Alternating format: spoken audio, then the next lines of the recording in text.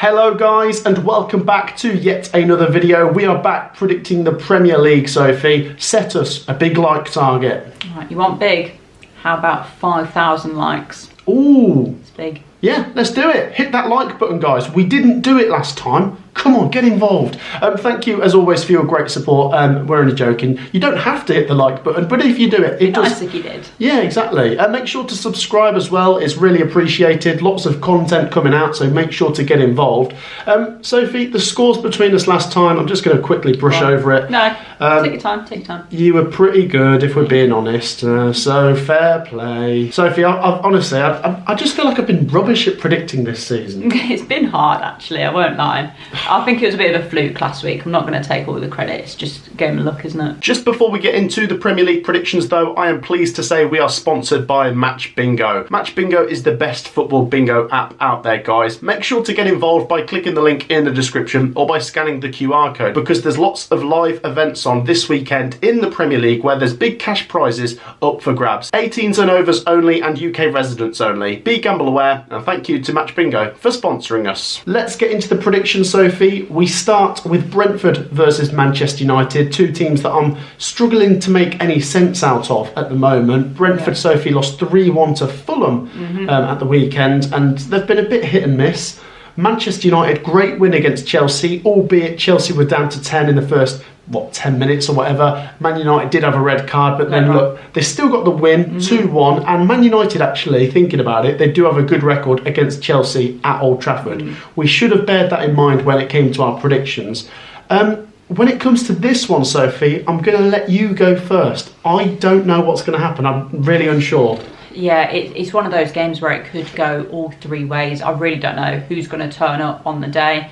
Wouldn't be surprised if Brentford turned up and absolutely panned Man United. Then I wouldn't be surprised if Man United's confidence is a little bit high after their last... It was a good win against Chelsea, I'll give them that. Will they carry some of that confidence into this one? Possibly. So do you know what? I might go down the middle. 2-2. I like that. I'm also going for a draw. 1-1. Okay. I don't think there's a lot to separate the two. I think they're both maybe going to be the top end of the bottom half, if that makes sense. Yeah, just like meh seasons for both. Look, although credit to Man United, they got the win against Chelsea last week, I'm not going to get too carried away.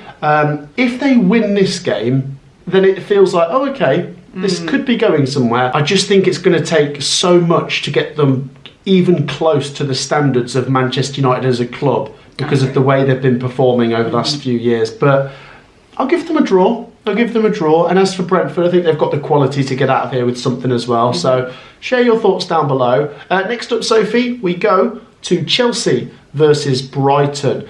This is a tricky one, isn't it? You know, it's Brighton versus all of their former players, of course. Chelsea buying them all. Chelsea and Chelsea 2.0. Yeah. I'm not sure. I'm really not sure. This isn't very good, is it? Maybe another draw, you know. Honestly, I sound like the worst person to check out predictions for, because every game I'm saying I don't have a clue. I think Brighton encouraged me a bit more last week because they got a draw against Spurs and they played well in spells. Yeah. Chelsea obviously were down to 10 from the very beginning. But if you're going to lose any player, Sanchez isn't the worst player to lose. No, and without him for this one as well, weren't they? So that's good news. I was going to say that could benefit them, actually, not having Sanchez. Let's back the home team. I think Chelsea will want a reaction. Chelsea 2, Brighton 1, but I don't think there's much in this. I think it's going to end a draw. I backed Brighton to get the draw last week, 2-2, paid off. Great prediction. Thank you. I think this one will end 1-1, actually. I think Chelsea are going to be without Cole Palmer as well. That is a big miss. I don't know how long he's going to be out for. I don't think they know yet either, but yeah, it's a big miss. They've obviously got other quality players there, but I feel like Brighton can really fight it out and can at least walk away with a point here. Yeah, I wouldn't be surprised. I really wouldn't. We're both going for quite a few draws already, Sophie. Please don't tell me you're going to go for a draw at Selhurst Park. Crystal Palace versus Liverpool, which to me, I'm thinking could be a draw. I think Palace are always a tricky customer for Liverpool. Yeah. We saw that in the Community Shield. It was 2-2 and Palace won on penalties. And the thing is, Sophie, Liverpool, I absolutely stand by them winning the league. I think they look the best, but they are just about finding a way to win. Yes. And you think that they're maybe vulnerable to a draw soon? What are you saying? I think Liverpool are going to win by 1 goal. That's how they seem to be doing it. It's fine margins at the moment. But they seem to be playing really well in spells, but not for the full 90, and that's their Achilles heel at the moment. If you look at the points, you go, oh, it's been a great start. But if you look at performances, it kind of tells another story, which just shows the levels they set last season.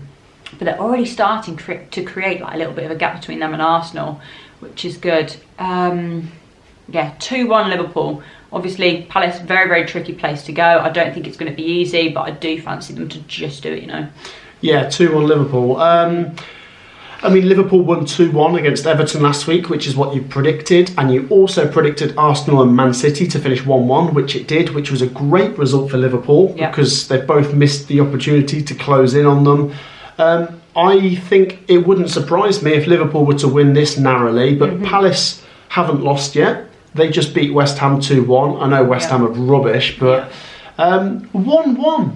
Yeah, look, I don't think that's that much of a surprise, to be honest. No, I think that happening. I think Liverpool are a very good team, and I think they're going to win the league. But I think Palace are equally a good team, and their Europa Conference League games don't start till next week, which means they should be able to go into this with a bit of confidence, a bit of energy. Yeah, let's back Palace to get something. I don't think it's going to be very often where I don't back Liverpool to win. Yeah, I don't often go against Palace either, so I feel a little bit harsh, but it's Liverpool, so. Next up, Sophie, let's go to Ellen Road, Leeds versus Bournemouth. Sophie, I backed Leeds last week and it paid off. Go on, Leeds. What a win against Wolves. And what a goal from Anton Stach. What a performance by him. He had a great game. He certainly did, and that has filled me with confidence. I said Leeds would stay up this season. I've been a bit like, they're okay defensively, but they're not great going forwards. But that showed me they can get goals. The XG suggests that they did sort of overperform, and obviously one of the goals is an absolute worldie. No. But I still think defensively they've shown enough good signs for me to back them to get something against Bournemouth. Bournemouth 0-0 against Newcastle at the weekend. Not a bad result. Obviously Newcastle went there trying to get their first win, and it means Bournemouth are still in the top 4. I think it is maybe a bit naive to just assume Leeds are guaranteed to get something at home to Bournemouth. I think Bournemouth are a very good team. They're very capable of rocking up here and winning 3-0. But maybe, Sophie, I am a bit naive. 1-0 Leeds. Oh, wow, you're going all out. That kind of takes the shine off me backing them to get a draw. I did back them to lose against Wolves, and I'm sorry, I got that one wrong. But when Wolves went 1-0 up, I thought, well, called it. Then obviously when Pete Tong and Leeds turned it around. But yeah, great win, and hopefully they can build on that now. And I don't think a draw against a really good, in my opinion, Bournemouth team would be a bad result. No. So I'm backing it 1-1. Yeah, look, I think the way Leeds have got to look at it is momentum. Yeah. A draw on top of 4 points from the last 6. If you win, draw, lose, win, draw, lose, you're still moving, aren't you? So share your thoughts. Leeds v Bournemouth, I'm looking forward to that. Next up, Sophie, let's go to the Etihad. Manchester City take on Burnley. Let's talk about Man City, Sophie. I thought there's two sides to this coin. If they'd had held on at Arsenal to win 1-0, we'd all be sat here saying, what a great job they did on Arsenal. Yeah. But they didn't. Martinelli rescued a draw for Arsenal, and it feels like 2 points dropped for City. What I will say is Donnarumma looks very good. He does. And Haaland's still scoring. So I think now back at home to Burnley, it's going to be a Man City win, surely. Europe first. Burnley, Sophie, we will say, they got a draw against Forest. It's not a bad result. No, it was a good result, to be honest. But I feel like Man City, as much as they didn't lose against Arsenal, they've dropped 2 points later on in the game. And it was a great goal by Martinelli, great finish. But even Pep after the game said, I don't want to be playing like that, because that's not the Man City a lot of people know and love. It's not the Man City I know anyway, and like their XG was poor, they were very, very defensive, it was very unlike Man City. So I feel like Pep's just going to take that handbrake off against Burnley, and it could be like 2-3-0. I'm going to be respectful and just say 2-0. 2-0. Let's go 3-0. I feel like Burnley have not maybe been as good defensively as I thought they would be. Because they were so good in the Championship, you mean? Yeah. They've conceded quite a few, especially on the road. 3 at Tottenham, 3 at Man United. Conceded only after 2 minutes against Forest, didn't they? But look, whatever you think of this, surely it's damage limitations for Burnley. Yeah, I mean, I'm not trying to be harsh, but surely Burnley know that they're not going to get anything out of this. Yeah, you've got to be realistic, haven't you? I'm happy to be proven wrong, but I just feel like it's damage limitations. Yeah, so 3-0's not even that bad against Man City, I guess. No, it's not, to be fair. If it was Man City playing against Coventry, our team, I'd take 3-0. Yeah, absolutely. Right, next up, Sophie, let's go to the City ground. This is tricky. Nottingham Forest versus Sunderland. First of all, can I just start by saying I want to wish Nottingham Forest all the best as they go away to Real Betis on Wednesday night this week, because they are back in Europe for the first time in ages, and I'm really happy for them, Sophie. It's a proper club, and I really hope they do well in their European campaign. Yeah. What it does mean is they're obviously travelling away to Europe and then coming back for this one, whereas Sunderland won't be playing in midweek, so they will be better rested. Yeah. And although we're recording this before the Real Betis game, at the time of recording this, we haven't seen Forest win under Ange yet. They lost to Arsenal, they lost to Swansea, they drew with Burnley, and I think there's goals in them, but defensively I've got question marks. Yeah. Let's touch on Sunderland, Sophie. Decent draw against Villa, given the circumstances. Come back as well. I think it's a red, by the way. It was, because, he kicked out. You know, some people saying it's not. It is, sorry. In the Premier League it is, yeah. Other leagues you might get away with that, but in the Premier it's a red. But regardless, I thought Sunderland showed good character after that to get the goal. Isidor's looking really good. Yeah. And they keep moving. They're still in the top 8. Forest will want to win, but I've got to be honest, it is Ange's first home game. They might win. Nah, I just think Sunderland are showing enough for me to make them think they might get a draw. 2-2. Okay, I'm going 1-1. I thought you were going to say 1-1 and I was going to have to change things up. But I actually fancy a draw as well. I think Forest might be coming into this a little bit tired. And that's only going to benefit Sunderland. Obviously, they're going to be without Mandeva, but they've got other really good players that can step in, and I think they're capable of getting a draw here. Yeah, so 1-1 for me. I think Sunderland would take that. Yeah. Whereas I don't think the Forest fans will take that necessarily. They'll want to win this, but 100%, yeah. The reality is the schedule's going to get really busy now, and you might suffer a little bit in the league as a result. I do hope Forest get their next win soon, though, because they're still sort of hovering down near the bottom half. Yeah. Next up, Sophie, we go to Tottenham versus Wolves. Wolves, Sophie, still pointless, eh? Wolves are pointless. Yeah, I mean, you said it, but they've not been looking good, have they? No, I did say I thought they'd be in trouble this season, but let me remind you that things can turn around quickly in the Premier League. Look at Wolves last season. They started off terribly, and then they turned it around, and they were very good. It was quite comfortable at the end, wasn't it? They were very good in the second half of last season. That's why it's a surprise that Vitor Pereira can't get a tune out of them at the minute. I think they look really bad, so I'm not going to back them to get anything at Tottenham. No. Spurs, I think they'll be happy with a 2-2 at Brighton, won't they? Yeah, it wasn't a bad result. So share your thoughts. I'm going for a bonus point on this one. I'm going to say 4-1 Spurs. I think Wolves have just got beaten at home to Leeds, and I expected them to at least get something from that game. They didn't. They've looked poor, and I think when Tottenham get going in a game, they can just absolutely obliterate teams. I'm going to give Wolves a goal, but that's as far as it goes. 4-1. I'll tone it down a tiny bit and just go 3-1. I won't go for the bonus point. I think Wolves look open defensively. They look very, very poor. Yeah. So maybe they'll try and address that, but I still don't think it'll be enough to get them anything out of this.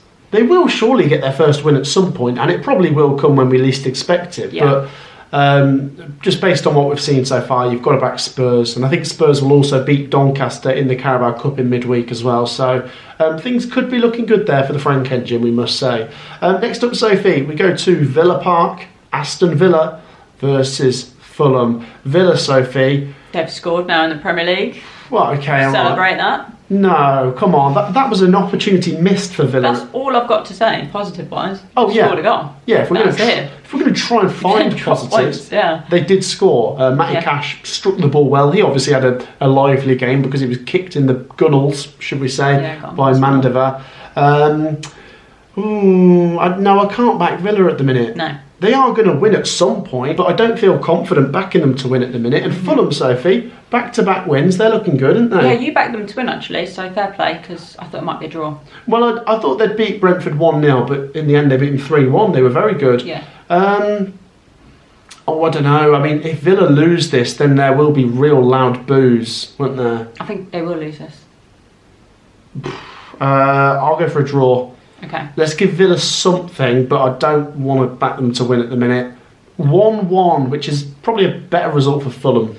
Yeah, it probably is, because Villa are not looking great at the moment. At least they've scored, so that is a positive. But other than that, there's no other real positives that I can focus on. So, Fulham 1-0. I think they'll get the 3 points. I mean, can Emery get sacked this season? Well, anyone can get sacked this season, but I don't know. I think because of what he's done before, he's got more time than this. Yeah, but they look really bad, Sophie. Well, yeah, I'm not denying that. I just think he's got a little bit more time. Right, Sophie, this should be good. Let's go to St James's Park. Newcastle versus Arsenal. Sophie, Arsenal, I suppose you'd say they rescued a draw against Man City because of how late the goal was, but I still feel like there'll be a sense of frustration that they didn't win the game, considering how much of it they actually had. I actually disagree. I think the Arsenal fans and the players seemed very happy with the draw. You know when you get yeah, go on. You know when you score, you get the ball. Then you want to go again. You want to get the winner. They were celebrating it like a win. I don't think if you're challenging for the top spot, I don't think that's a sign of like good mentality. Well, no, that's where I would agree with you. I think that if Arsenal are going to win the league, this was a bad result. Yeah, they were at home. They're already They were already 6 points behind Liverpool going into the game, so they had to win it, and they haven't. And I did back them to win, so I am annoyed with them. But still, that said, I fancy them more than Newcastle. 0-0 against Bournemouth isn't a bad result, I guess. I thought they were okay against Barcelona, by the way. They gave them a good game. They did, to be fair.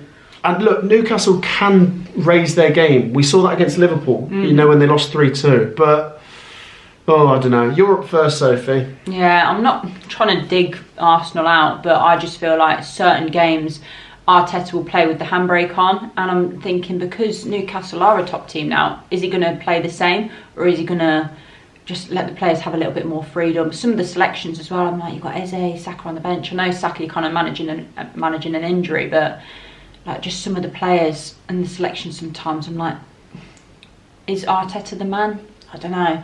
We'll see at the end of the season. Right now, I do think they're going to get the win over the line. I think it's going to be a low-scoring game, but I fancy Arsenal to just do it and then see it out 1-0.